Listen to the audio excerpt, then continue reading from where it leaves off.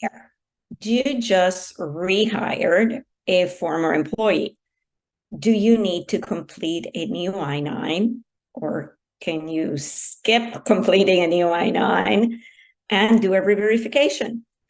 That is the question that I received recently from a client, and I'm here to share the answers with you. My name is Giselle Carson. I am a corporate immigration and compliance attorney. So let's take a look at whether you need to complete a full new I-9 when you rehire somebody, or you can skip a portion of that, which will save you a lot of time.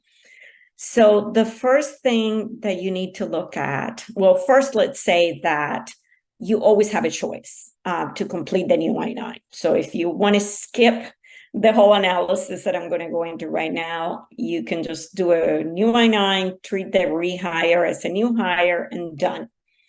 But if you want to skip doing the new I-9, which can save you a lot of time, here is the analysis that you have to go into. First, you have to determine whether the prior I-9 was completed within 3 years. So has it been 3 years since the prior I-9 was completed for that hire? If it's been more than 3 years, you do need to do a new I-9, okay? So check that box, say it has not been 3 years. If this is someone that worked for you, say, a year ago, and now you're rehiring them. Perfect. So now you have a choice, and you could do the re-verification. So the next question that you have to ask yourself, so you already know you can do the re-verification. But the next thing is the person still authorized to work? So then you look at the work authorization document that they provided you during that first verification, and say that they provided you with an employment authorization document that is still valid, still current. Yay. So if that is the case, then you have very little work to do.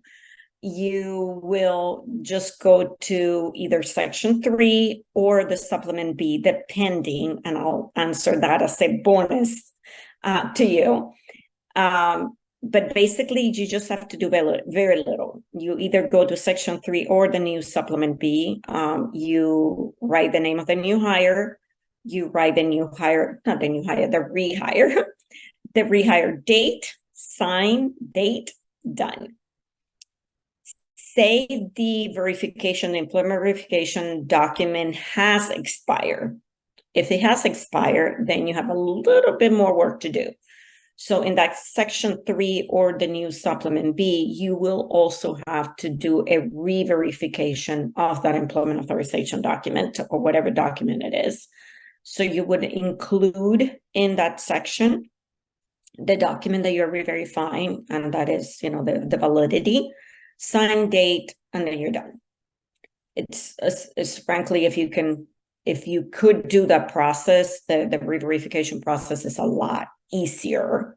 And especially if you have, a fair amount of turnover, it's a much easier process. Now, the bonus answer, we're going, as I'm recording this video, we're going through a transition period.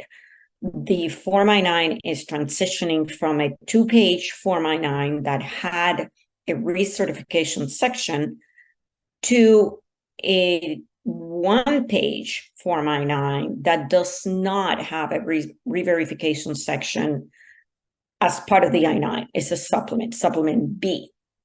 So what happens in that situation? If the form that was originally used, say, is the prior Form I-9 that had the 2 pages, if that form is no longer valid, it has expired, then you will need to use the Supplement B for the new Form I-9.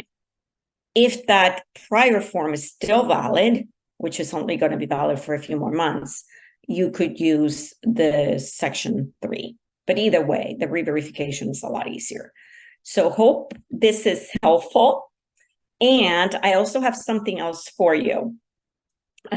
In the next few weeks, we are going to be releasing an I-9 workshop, an interactive workshop to continue to provide clarity on new I-9 issues for you and some exciting things that are happening in the future.